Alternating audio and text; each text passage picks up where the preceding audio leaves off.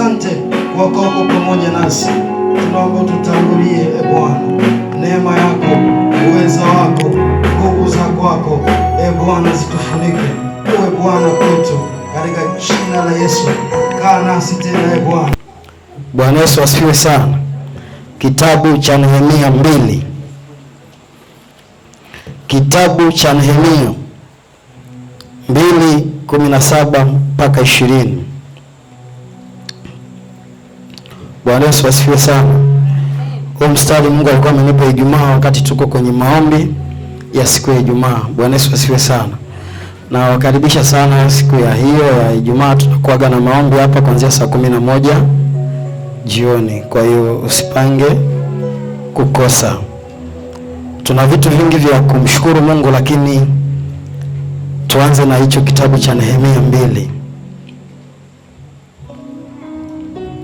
Nehemia 2. Taanza mstari wa 17, lakini ili uelewe vizuri unaweza kuanzia mstari wa kwanza mpaka mstari wa 20. Hiyo Nehemia 2 ni mstari 20. Kwa ukisoma pale unaweza ukaelewa vizuri zaidi. Ukisoma hicho kitabu cha Nehemia 2:17 mpaka 20, maneno yameandikwa hivi. Anasema, kisha nikawaambia, mnaona hali hii dhaifu tulionayo, jinsi Yerusalemu ulivyo hali ya ukiwa, na malango yake yalivyoteketezwa kwa moto. Haya, na tujenge tena ukuta wa Yerusalemu, ili tusiwe shutumu tena. Nikawaeleza habari ya mkono wa Mungu wangu ulivyokuwa mwema juu yangu, pia na maneno ya mfalme aliyoniambia. Nao wakasema, haya, na tuondoke tukajenge. Basi wakaitia mikono yao nguvu kwa kazi. Lakini waliposikia Sanbalati Mhoroni na Tobia mtumishi wake Mwamoni na Geshom Mwarabu walitucheka, wakatudharau, wakasema, ni nini neno hili mnalolifanya? Je, mtaasi ninyi juu ya mfalme? Ndipo nikawajibu nikawaambia, Mungu wa mbinguni yeye atatufanikisha. Mungu wa mbinguni yeye atatufanikisha.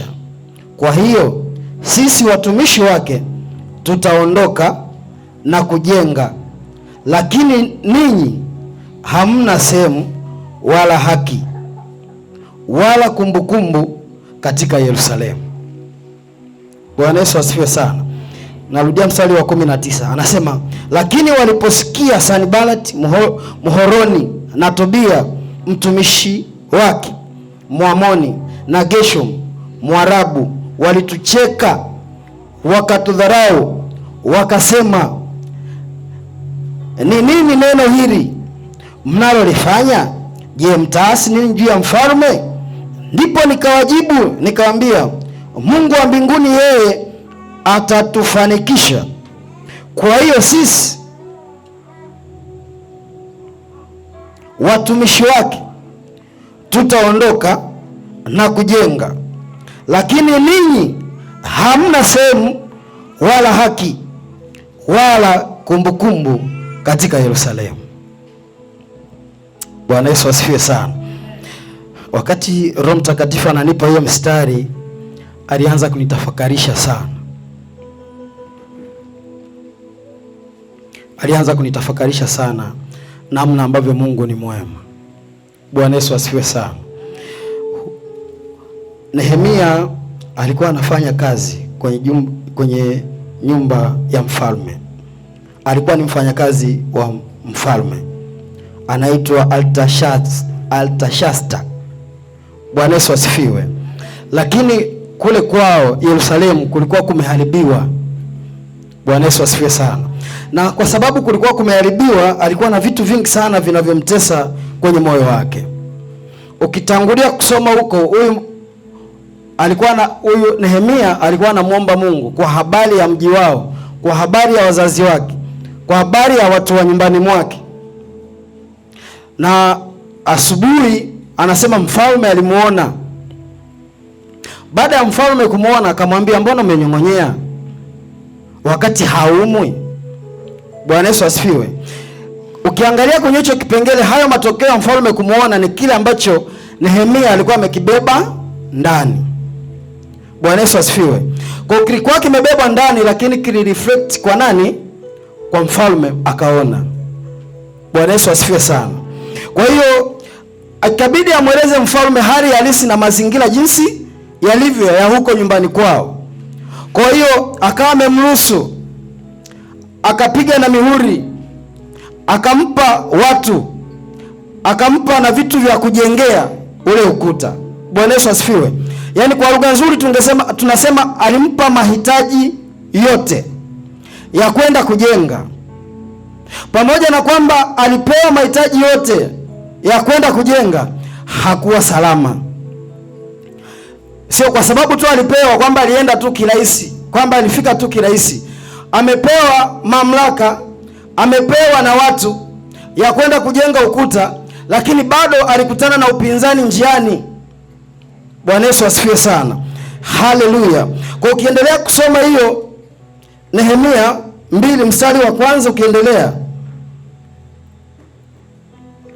ukiendelea kusoma utaanza kuelewa hivyo vitu ambavyo nilikuwa nakuambia kwamba hapo njiani alikutana na vitu vingi ambavyo havikuwa vizuri, ambavyo vilikuwa vinamzuia. Kwa nini? Kwa sababu alikuwa anaenda kutengeneza au kufanya maendeleo. Bwana Yesu asifiwe. Alikuwa anaenda kutengeneza mahali palipo ukiwa pawe salama. Bwana Yesu asifiwe. Maana yake ile nchi ilikuwa ni ukiwa, palibaki panatia huruma hapo. Bwana Yesu asifiwe. Kwa sababu palikuwa na ukiwa, sasa wakati huu palikuwa pamekumbukwa. Alikuwa amekaa kwenye magoti kwa Mungu na Mungu akasema sasa this time nenda. Bwana Yesu asifiwe. Kwa kazi ya Nehemia ilikuwa ni kwenda kujenga mahali ambapo palikuwa ni paukiwa, mahali ambapo palikuwa hapavuti, mahali ambapo palikuwa hapapendezi, ambapo awali palikuwa ni pazuri, palikuwa panakaliwa na watu, mahali ambapo palikuwa na makaburi ya mababu na mababu waliopita. Bwana Yesu asifiwe. Lakini kwa sababu walikuwa kwenye utumwa, maana yake ile nchi ilifanyaje? Ilibaki ukiwa, haikuwa na watu. Maana yake palikuwa panatia huruma mahali hapo. Lakini huu muda sasa ndipo Nehemia anaamua kufanya kazi ya Mungu kwenye mazingira ambayo watu wengine wasingeweza kufanyaje? Kufanya. Bwana Yesu asifiwe. Ndipo badala ya kwenda tu kwanza, yeye alianza kukaa kwenye maombi kwanza. Kwa maana yake kabla ya kutokeza kwa mtu yeyote, kabla ya kutokeza au kujieleza kwa mtu mwingine yeyote, alichokifanya Nehemia ni kukaa magotini kwa Mungu kwanza. Kabla ya kumweleza mtu yeyote, kazi yake moja, pamoja na kukaa kwenye jumba la ufalme, pamoja na kuwa mtumishi wa mfalme, hakuona kushikamana na mfalme kana kwamba ndo ameshafika sasa, kwamba ndo yuko nyumbani kwao. Hapana. Kwa alipoanza kuona kwamba mazingira ya kwao ni makiwa, ndipo mazingira sasa ya kwake yanaanza kubadilika. Kwa nini? Kwa sababu alianza kukaa na Mungu. Waanze kwanza na Mungu, waanze kumweleza, wanaanza kuelezana na Mungu kwamba hizi habari kwangu sio njema na mazingira tulio nayo sio mazuri. Kwa hali hii tupe hiyo nafasi. Bwana Yesu asifiwe. Ndipo sasa Mungu akawa ananipa mstari, anasema kisha nikawaambia. Huyu ni Nehemia anasema kisha nikawaambia, mnaona hali dhaifu tulio nayo, jinsi Yerusalemu ilivyo hali ya ukiwa na malango yake yalivyoteketezwa kwa moto. Haya, na tuungane tena na tujenge tena ukuta wa Yerusalemu, ili tusiwe shutumu tena. Bwana Yesu asifiwe sana. Nehemia wakati anaongea na mfalme alikuwa peke yake, lakini hizi habari baada ya kuruhusiwa, anaenda kuwaona, anaanza kuambia hao watu, anasema mnaona hali hii dhaifu tulio nayo.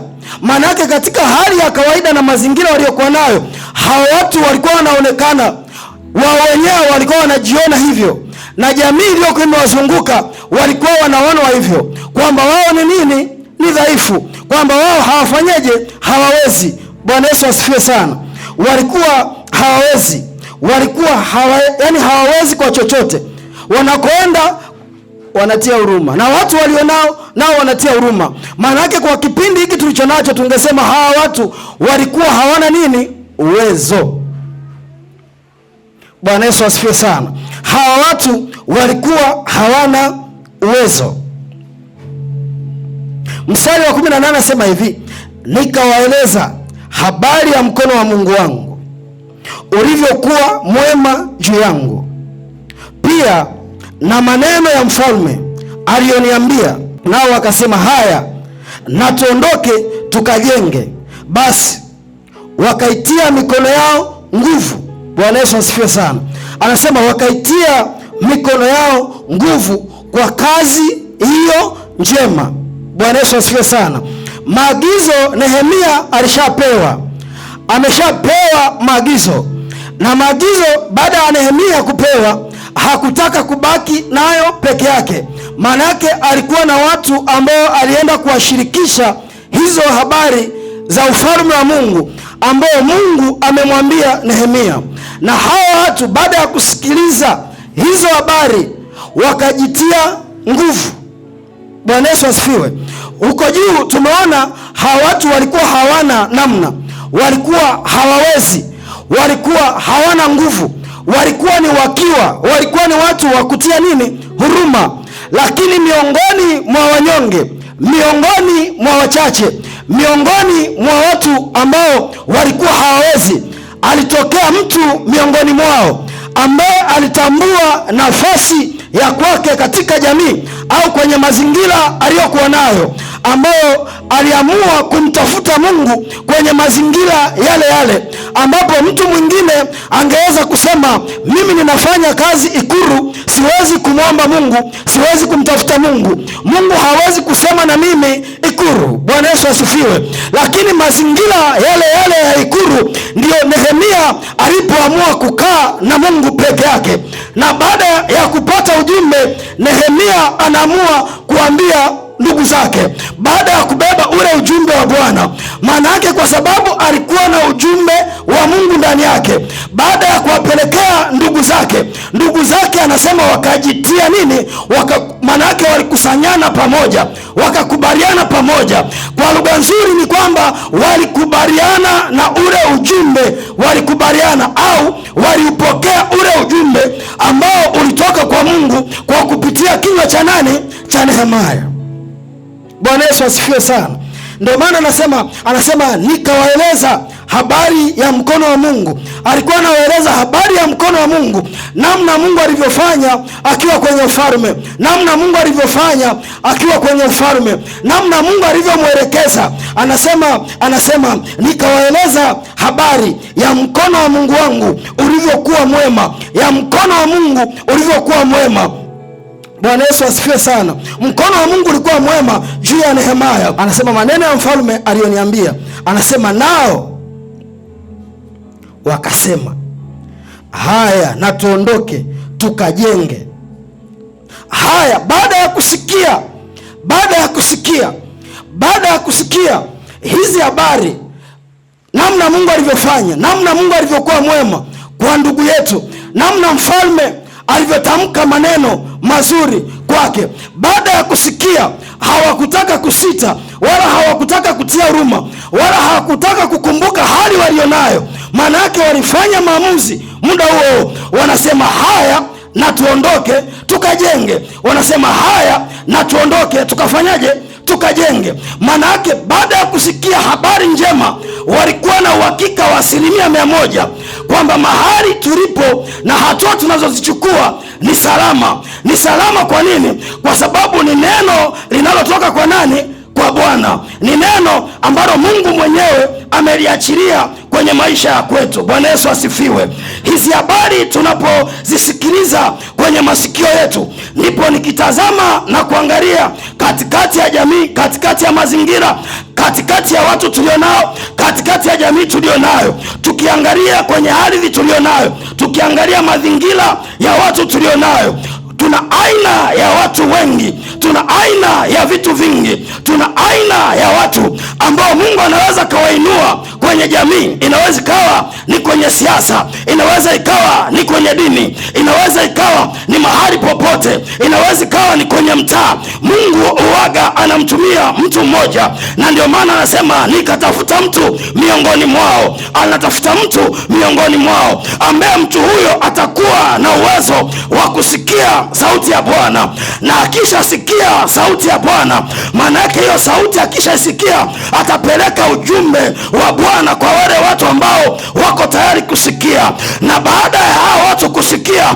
wataungana pamoja naye, na wakisha kuungana pamoja naye watashikamana pamoja naye, watachukua hatua pamoja naye kwamba sasa wakati tulionao, haya sasa twende pamoja. Wakashikana mikono pamoja, wakania mamoja, wakaamua sasa mamoja, wakasema hatua tulionayo, wakati tulionao sasa tunashikamana pamoja, tunakwenda kujenga ukuta. Wanakwenda mahali ambapo palikuwa ni ukiwa, mahali ambapo palikuwa hapaelezeki, mahali ambapo palikataliwa kwanza. Walipakataa wakapafukia, ule ufalme ukawateka watu wakakaa. Lakini saa ya Bwana inapofika, ndipo Yesu anatafuta mtu. Bwana Yesu asifiwe. Yesu anatafuta mtu. Anapopatikana mtu mmoja ambaye wakati huu tunamzungumzia ni Nehemia, ndugu yetu Nehemia anafanya maamuzi ambayo wengine inawezekana hawakufanya. Anaenda kutengeneza mahali ambapo palikuwa pameharibika, palikuwa hapawezekani, palikuwa pamekataliwa, palikuwa ni ukiwa. Lakini wakati ulipofika, ndipo wanaungana baada ya mtu mmoja kukubali na kukubaliana kwamba hacha tukapatengeneze mahali palipo haribika. Bwana Yesu asifiwe sana. Haleluya. Ukiangalia kwenye mazingira, ukiangalia kwenye familia, ukiangalia kwenye jamii, Bwana Yesu asifiwe sana, uwaga lazima atokee mtu mmoja anakuwa kama mbegu. Akishatokea huyo mtu, kitu cha kwanza kinachotokea ni vita juu ya maisha yake, kwa sababu anakuwa amebeba hatima. Inaweza kuwa ni hatima ya kanisa, inaweza kuwa ni hatima ya familia, inaweza kuwa ni hatima ya nchi, inaweza kuwa ni hatima ya watu fulani kwenye mtaa. Anainuka mtu mmoja, anasimama, anasema jamani, kwa hatua hii hatuwezi peke yetu, lakini tunamwamini Mungu aliye hai. Na ndio maana leo tunakuja kwenye madhabahu ya Bwana. Tumekuja kama kipunguni, tuna neno na Bwana. Baada ya Bwana kuwainua watu, baada ya Bwana kuwakamata watu, wakawapata wazo la Bwana ndani yao, wakalibeba lile wazo, wakaliachilia kwenye madhabahu. Bwana akafanya. Hata mtu akikuangalia anaona kabisa ili jengo lisingewezekana kama asingekuwa Bwana. Laiti watu mngemwangalia kila mmoja, ungemwangalia na jirani yako. Unajaribu kuangalia ili jengo, mpaka sasa tuna zaidi ya milioni 100 na zaidi. Unatazama watu, unageuka na huko, unaangalia hivi ni kweli au ni uongo? Maana ukiangalia watu ni kama hawafanani. Kama asingekuwa Bwana tungekuwa wapi? Hivi ukifikiria namna hiyo, unakosa kitu cha kumwambia Mungu asante. Fungua kitabu cha Nehemia 4.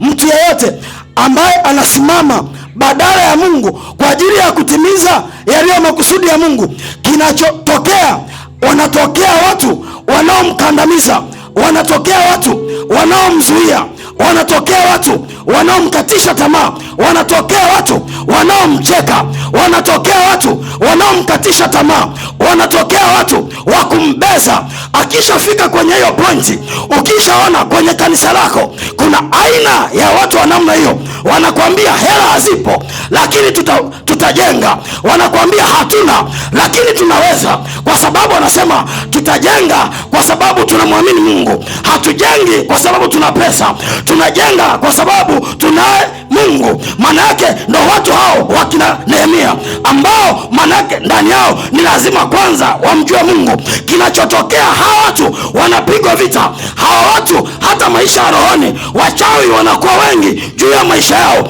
Hawa watu ni lazima ukae kuwaombea kwa Mungu ili wawe salama. Nenda kaangalie Nehemia ameendelea kujenga, lakini hawa watu wanamcheka, wanamwambia unawezaje, wanamwambia unatokaje, wanamwambia itakuwaje.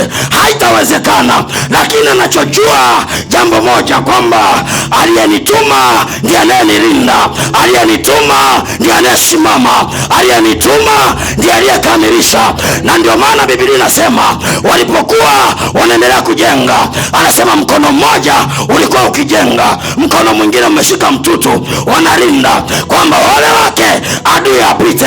Kipunguni sikia neno la Bwana. Yeye aliye Bwana wa majeshi, yeye anapopita, wanapokuona hauwezi, wewe unamwambia Yesu, wewe unaweza. Hatukuanza kwa sababu tuna hela, tulianza kwa sababu tunaye Bwana. Na ndio maana tumekuja leo kumwambia Yesu na ndio maana tumekuja tunamwambia Yesu, hapana, laiti ungekaa mbali, moyo ningekuaje? Bwana Yesu asifiwe. Ni nani alishawahi kumiliki milioni 100 akakaa nayo ndani? Yuko hapa? Ni nani yupo? Milioni 50 imekaa parefu sana, basi hata milioni 5 tu imekaa ndani. Milioni 5 tu, milioni 5 tu umeficha chumbani. Unaweza ukafika ukaishika tu ukasema ninayo. Ni nani mwenye nayo kipunguni? Kama asingekuwa Bwana tungekuwa wapi leo? Kama asingetushika mkono Yesu tungefanyaje? Kama Yesu asingewashikilia watu wakatubusti ambao hatuwezi kubustika, na wanatubusti kwa neno la Bwana. Na ndio maana ninatangaza kipunguni kwamba aliyetushindia mpaka tulipofika ni Bwana wa mabwana na ni Bwana wa majeshi, ni Mungu wa miungu, ni mfalme wa falme. Yeye hawai wala achelewi. Yeye anaujua mwisho kabla ya mwanzo, anamaliza mwisho. Mwanzo kulishaanza. Huyo ndiye Bwana, na ndio huyo tumekuja leo kumwambia Bwana, kama sio wewe sisi tungefanyaje? Kuna mahali ukifika unakuta machozi yanatoka, kila mfikiria Bwana unasema hivi ingekuwaje? Bwana Yesu asifiwe. Na wewe mwenyewe jaribu kufikiri, hivi asingekuwa Bwana leo tungekuwa hapa? Yaani kwa jinsi, yaani Yesu asingetushika mkono, Yesu asingetushindia. Bwana Yesu asifiwe. Nakumbuka kuna kipindi tulikuwa tunaomba, hatujaanza kujenga jengo, tukawa tunamwambia Bwana Yesu, ziko na sadaka za gizani na watu wa mataifa mbalimbali watakuja na sadaka, na ndivyo ilivyo. Kwa nikikumbuka namwambia Yesu, hakika wewe ndiye Bwana. Kwa nini? Tumepata sadaka za watu hatuwajui, tumepata sadaka za watu hatujawahi kuona wala hawana hamu ya kuja, ila wametoa sadaka. Kwa nini usimwambie Yesu asante? Yaani kinachokukatalia usiseme asante ni nini? Ni kitu gani hicho? Ni kitu gani hicho? Kwa nini usimshukuru Mungu kwa ajili ya watu ambao Mungu ameinua? Kila siku wanauliza habari ya ujenzi, wanasema tumefika hapa, wanachuchumilia taji, wanasema sio kwa ajili yetu, ni kwa ajili ya Bwana. Kwa nini usimwambie Yesu asante katika hao? Hao ni wakina Nehemia. Bwana Yesu asifiwe. Sasa katika hiyo hali, katika mazingira hayo Nehemia anasema hivi, anasema wakajenga ukuta. Walipojenga ukuta umefika huo sawa. Nini kilitokea? Hawa watu wanaenda kuogombeza, wanawaambia kwamba ukuta gani huu? Hata mbweha akipanda unadondoka. Inawezekana walisema hivyo mwanzo, lakini kuna wakati ambapo iko bendera ya Yesu, hatutaenda kuwaita, itapepea, wataiona, na wakishaiona watakuja wao. Hatutawatangazia, ila neno la Bwana lilokaa ndani yetu tulilolibeba tutalitangaza, nao watajua, nao watatambua. Hawatatutambua sisi, hawatamtambua mchungaji, hawatamtambua yote, hawatakutambua nsiani, hawatakutambua yeyote unayenitazama. Watamtambua aliye Bwana wa mabwana, aliye Mungu wa miungu, yeye anayesema kila kitu ni mali ya kwake. Ndiye huyo ambaye kila goti litapigwa kwake.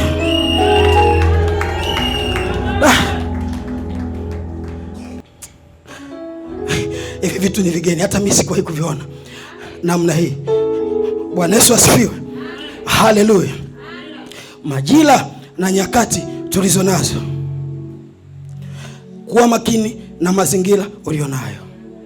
Ukishaona kuna mtu ameinuka kama mbegu, ukiona mtu ameinuka, iwe ni kanisani, mahali popote ulipo, inaweza kawa hata kazini, ukagundua kwamba kuna mtu mmoja ni kiunganishi ili ya vitu vyote viishi, uwe na uhakika huyo mtu anaifanya kazi ya Mungu. Bwana Yesu asifiwe. Kwa maana yake unachotakiwa kukifanya ni kumshukuru Mungu na kumwombea huyo mtu. Hujawahi kuona aina ya watu hao kwenye familia wanakufaga haraka? Kinachowafisha haraka ni mzigo waliobeba, na kwa sababu mzigo wamebeba ni mkubwa, hakuna watu wanawabeba kwenye ulimwengu wa roho kuendelea kuwakamata. Bwana Yesu asifiwe. Hawa watu kwenye maisha kawaida wanakosa watu wa kuwashikilia, kama Musa alivyoshikiliwa ili taifa lake liendelee kushinda. Hawa watu unapoona na kuwatazama, hata kama huwezi kuambia kwa mdomo, kaa chemba, mwambie tu Bwana, kuna kijana anaitwa Amoni yuko Kipunguni, sina maneno mengi ila umtunze kwa hili tu analolifanya. Yesu simwache. Unamwambia Yesu, tuna mchungaji, unamtaja na jina, unasema naitwa Ndisechera. Yesu usimwache huyu. Unamwambia Yesu mkamate, akitembea wewe uonekane kwenye maisha ya kwake. Unamwambia Yesu, sina namna nyingine zaidi ya kuja kwako. Bwana Yesu asifiwe. Najaribu kufikiri namna ambavyo Mungu anatengeneza, ambavyo Mungu anafanya, ambavyo Mungu anabadilisha mazingira. Ndani yako lazima ujawe na hasira ya kumshangaa Mungu, ambavyo Mungu hajawahi kuwa wa kawaida. Na ndio maana kuna hatua, hebu jaribu kufikiri. Unawaza kwamba nitaishije, unakuta kumekucha. Kuna wakati watu tunaamka hatuelewi inakuaje, tunajengaje, tunapataje hela. Unakuta tumeanza kuhamasishana, kesho hela imepatikana, tunaanza tena kujenga. Huyo ni nani kama sio Bwana? Kuna wakati watu wanatoa hela, unaweza kusema fulani ana hela, lakini kumbe na yeye amefanya songesha ise. Bwana Yesu asifiwe. Miongoni mwa vitu Mungu atusaidie Kipunguni, kuwa na hela sio dhambi, watumishi wa Mungu.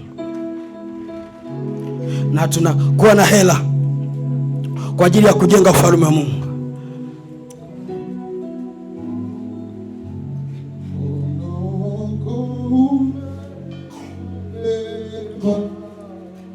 Yes.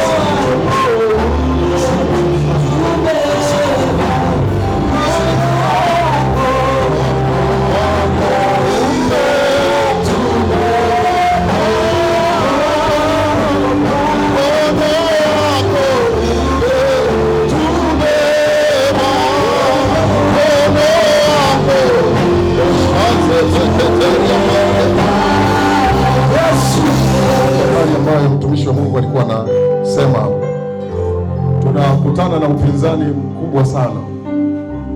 Tunakutana na upinzani mkubwa, na upinzani hauanzii mwilini, unaanzia rohoni.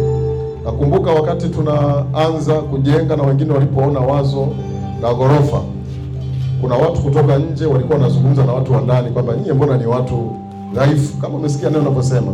Tutawezeje? Si mngejenga tu jengo la kawaida? Hamjachoka kuungua na mabati? Watu walikuwa wanasema hivyo, lakini Mungu alitupa neno akasema, no, hii kazi ni ya kwangu. Hamtajenga kwa sababu mna fedha, ila mtajenga kwa sababu mna Mungu mwenye fedha. Yes. Hicho kitu ambacho Mungu alituambia na tukasimamia.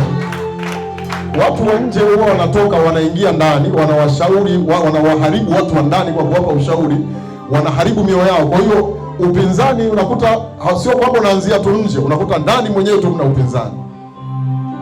Sikiliza, hawa watumishi wa Mungu wakati wanajenga, anasema kwenye kitabu cha Ezra 4, anasema ndipo watu wa nchi, angalia Ezra 4 mstari wa 4, anasema ndipo watu wa nchi wakaidhoofisha mikono ya watu wa Yuda. Walikuwa wanaanza kujenga, walijenga ukuta nusu, baadaye walipoanza kujenga hekalu wakatokea watu wakasema, unajua, wakaenda kwa Artashasta wakamwambia, hawa watu wakijenga ukuta, kwa sababu Yuda walikuwa wanatawaliwa na nchi nyingine. Kumbuka walikuwa wako uhamishoni Babylon, walikuwa wanatawaliwa. Wakasema hao wakijenga ukuta, wakajenga na nyumba ya Mungu, wataanza kujitawala, wataasi, kwa sababu kawaida ya watu wanaokuaga hapa huwa wanaasi. Kwa hiyo wasimamishe. Wakaenda wakaandika barua, ikaenda mpaka kwa rais kwambia, waambieni hao watu wasimamishwe, kwa sababu waliona kila wanachofanya kinashindikana. Kufanyeje? Kinashindikana kuwazuia. Anasema ndipo watu wa nchi wakaidhoofisha mikono ya watu wa Yuda, wakawasumbua walipokuwa wakijenga. Kwa hiyo usumbufu unaweza ukawepo wakati unajenga. Anasema wakawaajiri washauri juu yao ili kuwapinga kusudi lao siku zote za Koreshi mfalme wa Wajemi, hata wakati wa kutawala kwake Dario mfalme wa Wajemi. Anasema tena wakati wa kutawala kwake Ahasuero, mwanzo wa kutawala kwake, watu wakaandika mashtaka juu ya wenyeji wa Yuda ya Yerusalemu. Na tena katika siku za Artashasta, Mithredath na Taberi na mabaki ya wenzio, wakiwaandikia Artashasta mfalme wa Wajemi salamu za heri, na mwandiko wa waraka huo ukaandika kwa herufi za Kiaramu na kunenwa kwa lugha ya Kiaramu, wakiwaambia, mkiwaruhusu hao watu kujenga, mfalme tuma waraka. Mnashangaa stop order imekuja, hebu simamisheni ujenzi. Kwa nini? Kwa sababu kuna watu wanajua hao wakishajenga watakuwa hatari.